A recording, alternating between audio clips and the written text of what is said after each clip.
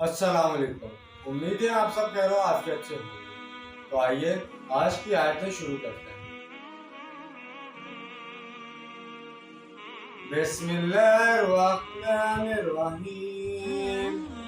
لیس علیکم جناح ان تبتغوا فضلا من ربکم فإذا أفضتم من عرفات فاذكروا الله عند المشعر الحرام واذكروه كما هداكم وإن كنتم من قبله لمن الضالين۔ شروع اللہ کے نام سے جو بڑا مہربان نہایت رحم کرنے والا ہے۔ تم پر اس امر میں کوئی گناہ نہیں ہے کہ تم سفر حج کے دوران اپنے رب کا فضل بھی تلاش کرو۔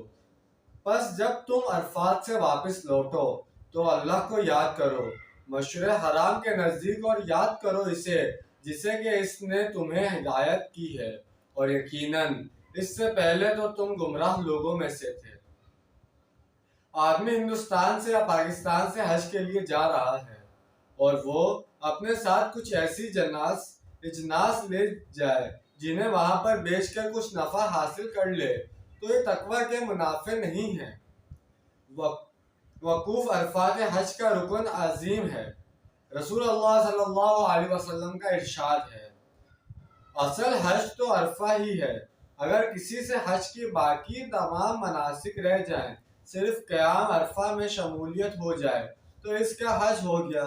باقی جو چیزیں رہ گئی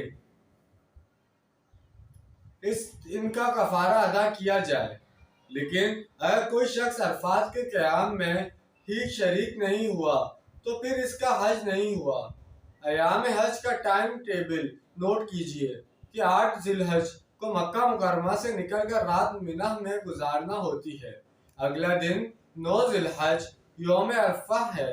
اس روز صبح کو عرفات کے لیے قافلے چلتے ہیں اور کوشش یہ ہوتی ہے کہ دوپہر سے پہلے وہاں پہنچ جایا جائے۔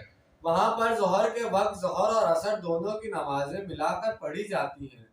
اس کے بعد سے غروب آفتاب تک عرفات کا قیام ہے جس میں کوئی نماز نہیں، یعنی روایتی عبادت کے سب دروازے بند ہیں۔ اب تو صرف دعا ہے۔ اگر آپ کے اندر دعا کی ایک روح پیدا ہو چکی ہے، آپ اپنے رب سے ہم کلام ہو سکتے ہیں اور آپ کو علامت مناجات حاصل ہو گئی ہے، تو بس دعا مانگتے رہیں۔ قیام عرفہ کے دوران کھڑے ہو کر یا بیٹھے ہوئے جس طرح بھی ہو اللہ سے مناجات کی جائے، یا اس میں اگر کسی وجہ سے کمی ہو جائے تو آدمی تلاوت کرے، لیکن عام نماز اب کوئی نہیں۔ 9 ذی الحج کو وقوف عرفات کے بعد مغرب کی نماز کا وقت ہو چکنے کے بعد عرفات سے روانگی ہے، لیکن وہاں مغرب کی نماز پڑھنے کی اجازت نہیں ہے، بلکہ اب مزدلفہ میں جا کر مغرب اور عشاء دونوں نمازیں جمع کر کے ادا کرنی ہے اور رات وہیں کھلے آسمان تلے بسر کرنی ہے۔ یہ مزدلفہ کا قیام ہے۔ مشعر حرام ایک پہاڑ کا نام ہے جو مزدلفہ میں واقع ہے، یعنی اللہ کا ذکر کرو جس طرح اللہ نے تمہیں اپنے رسول اللہ صلی اللہ علیہ وسلم کے ذریعے سے سکھایا ہے۔ ذکر کے جو طور طریقے رسول اللہ صلی اللہ علیہ وسلم نے سکھائے ہیں انہیں اختیار کرو اور زمانہ جاہلیت کے طریقے ترک کر دو۔ تم حج کی حقیقت سے ناواقف تھے۔ حج کی بس شکل باقی رہ گئی تھی، اس کی روح ختم ہو گئی تھی، اس کے مناسک میں بھی رد و بدل کیا گیا تھا۔ ثم افیضوا من حیث افاض الناس واستغفروا اللہ ان اللہ غفور رحیم۔ پھر تم بھی وہیں سے پلٹو جہاں سے سب لوگ پلٹے ہیں اور اللہ سے استغفار کرتے رہو، یقیناً اللہ بخشنے والا اور رحم کرنے والا ہے۔ زمانہ جاہلیت میں قریش مکہ عرفات تک نہ جاتے تھے۔ ان کا کہنا تھا کہ ہماری خاص حیثیت ہے، لہٰذا ہم منہ ہی میں مقامی رہیں گے۔ باہر سے آنے والے لوگ عرفات جائیں اور وہاں سے طواف کے لیے واپس لوٹیں، یہ سارے مناسک ہمارے لیے نہیں ہیں۔ یہاں فرمایا گیا کہ یہ ایک غلط بات ہے جو تم نے ایجاد کر لی ہے۔ تم بھی وہیں سے طواف کے لیے واپس لوٹو جہاں سے دوسرے لوگ لوٹتے ہیں، یعنی عرفات سے۔ اپنی اگلی تقصیر پر نادم ہو اور اللہ سے اپنے گناہوں کی مغفرت چاہو۔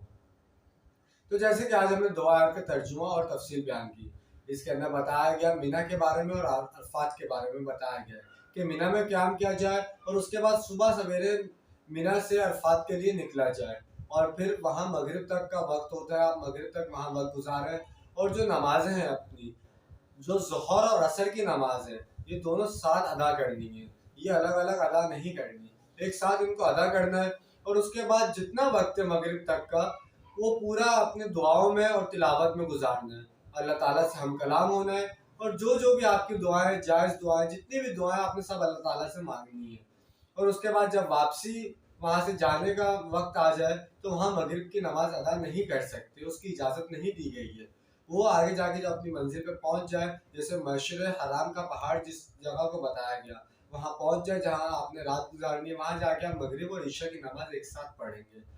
تو یہ ہے حج کے دوران کا واقعے جو پہلے بتایا گئے، اور اس کے بعد یہ جو مین پوائنٹ تھا حج کے دوران کا وہ بھی اس چیز میں بتایا گیا، اور اس کے بعد بتایا گیا کہ پرانے جو عرب لوگ تھے وہ اس چیز کو نہیں مانتے تھے، تو ان کے اوپر بھی یہ آیت 199 آیت ان کے اوپر اتری۔ اس کے اندر بتایا گیا کہ آپ لوگوں نے حج تمام پورے طریقوں سے ادا کرنا جیسے سب لوگ کرتے ہیں، آپ نے صرف مینا کے مقام سے واپس نہیں آ جانا، آپ نے آگے عرفات پہ بھی جانا ہے، اور جو بھی ہے سب کچھ وہاں جا کے آپ نے دعائیں میں بھی مانگنی ہے، سب ادا کرنا ہے۔ تو اللہ تعالیٰ ہم سب کو بھی حج اور عمرہ کرنے کی توفیق عطا فرمائے، آمین ثم آمین۔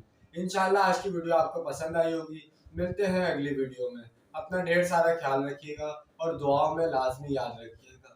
جب تک کے لیے اللہ حافظ، فی امان اللہ۔